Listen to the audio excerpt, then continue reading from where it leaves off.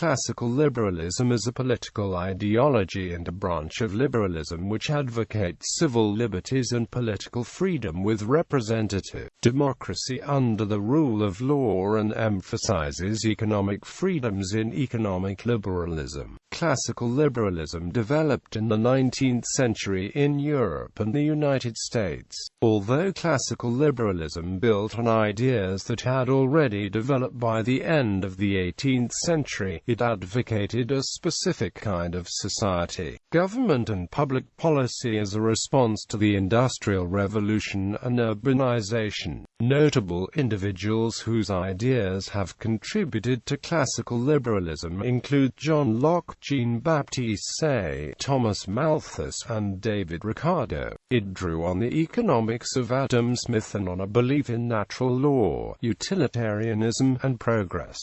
Meaning of the term. The term classical liberalism was applied in retrospect to distinguish earlier 19th-century liberalism from the newer social liberalism. The phrase classical liberalism is also sometimes used to refer to all forms of liberalism before the 20th century, and some conservatives and libertarians use the term classical liberalism to describe the belief in the primacy of individual freedom and minimal government. It is not always clear which meaning is intended.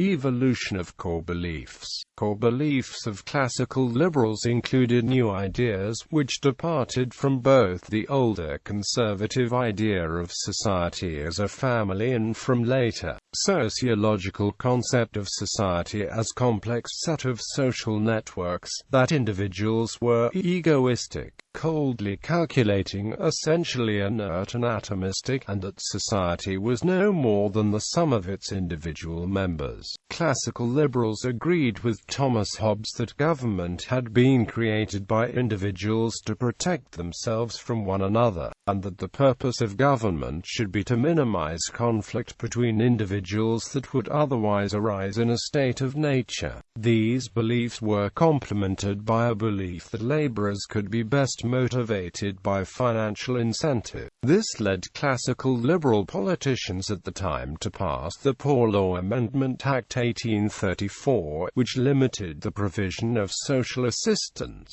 because classical liberals believed in markets as the mechanism that would most efficiently lead to wealth. Adopting Thomas Malthus's population theory, they saw poor urban conditions as inevitable. They believed population growth would outstrip food production, and they regarded that consequence desirable, because starvation would help limit population growth. They opposed any income or wealth redistribution, which they believed would be dissipated by the lowest orders. Drawing on selected ideas of Adam Smith, classical liberals believed that it is in the common interest that all individuals must be able to secure their own economic self-interest, without government direction. They were critical of the welfare state as interfering in a free market. They criticized labor's group rights being pursued at the expense of individual rights, while they accepted corporations' rights being pursued at the expense of inequality of bargaining power noted by Adam Smith. A landlord, a farmer, a master manufacturer, a merchant, though they did not employ a single workman, could generally live a year or two upon the stocks which they have already acquired. Many workmen could not subsist a week, few could subsist a month, and scarce any a year without employment. In the long run the workman may be as necessary to his master as his master is to him, but the necessity is not so immediate. Classical liberals believed that individuals should be free to obtain work from the highest-paying employers, while the profit motive would ensure that products that people desired were produced at prices they would pay. In a free market, both labor and capital would receive the greatest possible reward, while production would be organized efficiently to meet consumer demand. Classical liberals argued for what they called a slim state, limited to the following functions: protection against foreign invaders, extended to include protection of overseas markets through armed intervention, protection of citizens from wrongs committed against them by other citizens, which included protection of private property, enforcement of contracts, and suppression of trade unions.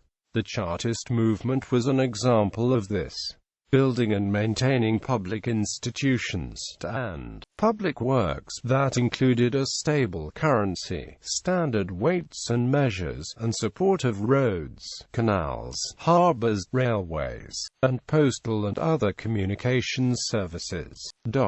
They asserted that rights are of a negative nature which require other individuals to refrain from interfering with the free market, whereas social liberals asserts that individuals have positive rights such as the right to vote, the right to an education, the right to health care, and the right to a living wage. For society to guarantee positive rights requires taxation over and above the minimum needed to enforce negative rights. Core beliefs of classical liberals did not necessarily include democracy where law is made by majority vote by citizens, because there is nothing in the bare idea of majority rule to show that majorities will always respect the rights of property and maintain rule of law. For example, James Madison argued for a constitutional republic with protections for individual liberty over a pure democracy, reasoning that, in a pure democracy, a common passion or interest will, in almost every case, be felt by a majority of the whole. And there is nothing to check the inducements to sacrifice the weaker party. In the late 19th century, classical liberalism developed into neoclassical liberalism, which argued for government to be as small as possible to allow the exercise of individual freedom. In its most extreme form, neoclassical liberalism advocated social Darwinism. Right libertarianism is a modern form of neoclassical liberalism. Hayek's typology of beliefs. Friedrich Hayek identified two different traditions within classical liberalism, the British tradition and the French tradition. Hayek saw the British philosophers Bernard Mandeville, David Hume, Adam Smith, Adam Ferguson, Josiah Tucker and William Paley as representative of a tradition that articulated beliefs in empiricism, the common law, and in traditions and institutions which had spontaneously evolved but were imperfectly understood. The French tradition included Rousseau, Condorcet, the encyclopedists and the physiocrats. This tradition believed in rationalism and sometimes showed hostility to tradition and religion. Hayek conceded that the national labels did not exactly correspond to those belonging to each tradition. Hayek saw the Frenchman Montesquieu, Constantin Tocqueville as belonging to the British tradition, and the British Thomas Hobbes, Priestley, Richard Price and Thomas Paine as belonging to the French tradition. Hayek also rejected the label laissez-faire as originating from the French tradition and alien to the beliefs of Hume and Smith. History. Classical liberalism in Britain developed from Whiggery and radicalism, and was also heavily influenced by French physiocracy, and represented a new political ideology. Whiggery had become a dominant ideology following the Glorious Revolution of 1688, and was associated with the defence of Parliament, upholding the rule of law and defending landed property. The origins of rights were seen as being in an ancient constitution which had existed from time immemorial. These rights, which some Whigs considered to include freedom of the press and freedom of speech, were justified by custom rather than by natural rights. They believed that the power of the executive had to be constrained. While they supported limited suffrage, they saw voting as a privilege rather than as a right. However, there was no consistency in Whig ideology, and diverse writers including John Locke, David Hume, Adam Smith and Edmund Burke were all influential among Whigs, although none of them was universally accepted. British radicals, from the 1790s to the 1820s, concentrated on parliamentary and electoral reform, emphasizing natural rights and popular sovereignty. Richard Price and Joseph Priestley adapted the language of Locke to the ideology of radicalism. The radicals, or parliamentary reformers, a first step toward dealing with the many grievances, including the treatment of Protestant dissenters, the slave trade, high prices and high taxes. There was greater unity to classical liberalism ideology than there had been with Whiggery. Classical liberals were committed to individualism, liberty and equal rights. They believed that required a free economy with minimal government interference. Writers such as John Bright and Richard Cobden opposed both aristocratic privilege and property, which they saw as an impediment to the development of a class of yeoman farmers. Some elements of Whiggery opposed this new thinking, and were uncomfortable with the commercial nature of classical liberalism. These elements became associated with conservatism. Classical liberalism was the dominant political theory in Britain from the early 19th century until the First World War. Its notable victories were the Catholic Emancipation Act of 1829, the Reform Act of 1832, and the repeal of the Corn Laws in 1846.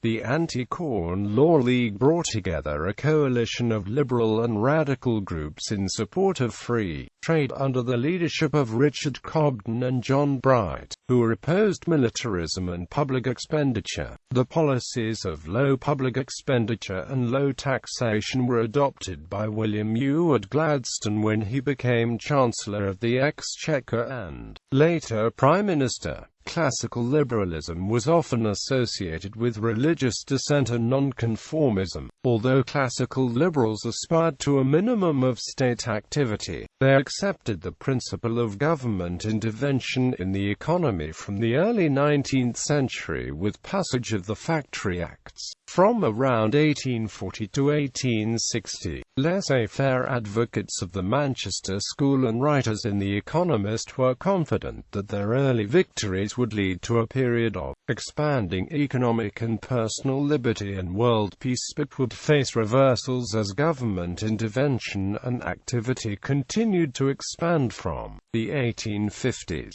Jeremy Bentham and James Mill, although advocates of laissez-faire, non-intervention in foreign affairs, and individual liberty, believed that social institutions could be rationally redesigned through the principles of utilitarianism. The Conservative Prime Minister, Benjamin Disraeli, rejected classical liberalism altogether and advocated Tory democracy. By the 1870s, Herbert Spencer and other classical liberals concluded that historical development was turning against them. By the First World War, the Liberal Party had largely abandoned classical liberal principles. The changing economic and social conditions of the 19th century led to a division between neoclassical and social liberals who, while agreeing on the importance of individual liberty, differed on the role of the state. Neoclassical liberals, who called themselves true liberals, saw Locke's second treatise as the best guide, and emphasized limited government, while social liberals supported government regulation and the welfare state. Herbert Spencer in Britain and William Graham Sumner were the leading neoclassical liberal theorists of the 19th century. Neoclassical liberalism has continued into the contemporary era, with writers such as John Rawls.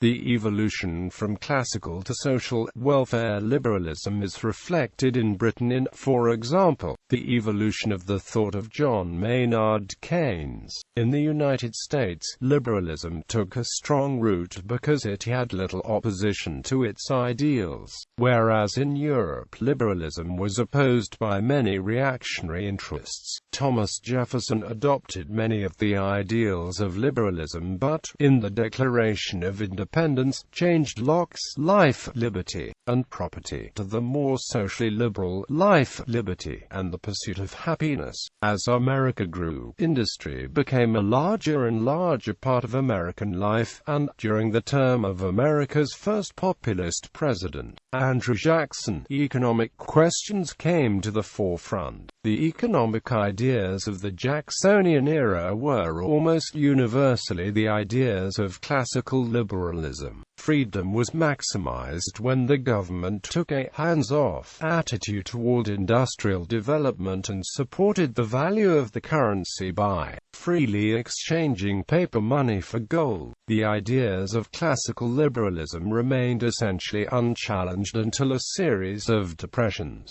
thought to be impossible according to the tenets of classical economics, led to economic hardship from which the voters demanded relief. In the words of William Jennings Bryan, "You shall not crucify the American farmer on a cross of gold." Classical liberalism remained the orthodox belief among American businessmen until the Great Depression. The Great Depression saw a sea change in liberalism, leading to the development of modern liberalism. In the words of Arthur Schlesinger, Jr., when the growing complexity of industrial conditions required increasing government intervention in order to assure more equal opportunities, the liberal tradition, faithful to the goal rather than to the dogma, altered its view of the state, and there emerged the conception of a social welfare state, in which the national government had the express obligation to maintain high levels of employment in the economy, to supervise standards of life and labor, to regulate the methods of business competition, and to establish comprehensive patterns of social security. Some modern scholars of liberalism, however, say that no particularly meaningful distinction between classical and modern liberalism exists. Alan Wolfe summarizes this viewpoint, which reject any such distinction and argue instead for the existence of a continuous liberal understanding that includes both Adam Smith and John Maynard Keynes. The idea that liberalism comes in two forms assumes that the most fundamental question facing mankind is how much government intervenes into the economy. When instead we discuss human purpose and the meaning of life, Adam Smith and John Maynard Keynes are on the same side. Both of them possessed an expansive sense of what we are put on this earth to accomplish. Both were on the side of enlightenment. Both were optimists who believed in progress but were dubious about grand schemes that claimed to know all the answers. For Smith, mercantilism was the enemy of human liberty. For Keynes, monopolies were. It makes perfect sense for an 18th-century thinker to conclude that humanity would flourish under the market. For a 20th-century thinker committed to the same ideal, government was an essential tool to the same end. Modern liberalism is instead the logical and sociological outcome of classical liberalism. Political economy. Classical liberals saw utility as the foundation for public policies. This broke both with conservative tradition and Lockean natural rights, which were seen as irrational. Utility, which emphasizes the happiness of individuals, became the central ethical value of all liberalism. Although utilitarianism inspired wide-ranging reforms, it became primarily a justification for laissez-faire economics. However, classical liberals rejected Adam Smith's belief that the invisible hand would lead to general benefits and embraced Thomas Robert Malthus's view that population expansion would prevent any general benefit and David Ricardo's view of the inevitability of class conflict. Laissez-faire was seen as the only possible economic approach, and any government intervention was seen as useless and harmful. The Poor Law Amendment Act 1834 was defended on scientific or economic principles, while the authors of the Elizabethan Poor Law of 1601 were seen as not having had the benefit of reading Malthus. Commitment to laissez-faire, however, was not uniform. Some economists advocated state support of public works and education. Classical liberals were also divided on free trade. Ricardo, for example, expressed doubt that the removal of grain tariffs advocated by Richard Cobden and the Anti-Corn Law League would have any general benefits. Most classical liberals also supported legislation to regulate the number of hours that children were allowed to work and usually did not oppose factory reform legislation. Despite the pragmatism of classical economists, the views were expressed in dogmatic terms by such popular writers as Jane Marsden and Harriet Martineau. The strongest defender of laissez-faire was The Economist, founded by James Wilson in 1843. The Economist criticized Ricardo for his lack of support for free trade and expressed hostility to welfare, believing that the lower orders were responsible for their economic circumstances. The Economist took the position that regulation of factory hours was harmful to workers and also strongly opposed state support for education, health, the provision of water, and granting of patents and copyrights. The Economist also campaigned against the Corn Laws that protected landlords in the United Kingdom of Great Britain and Ireland against competition from less expensive foreign imports of cereal products. A rigid belief in laissez-faire guided the government response in 1846 to 1849 to the Great Famine in Ireland, during which an estimated 1.5 million people died. The minister responsible for economic and financial affairs, Charles Wood, expected that private enterprise and free trade,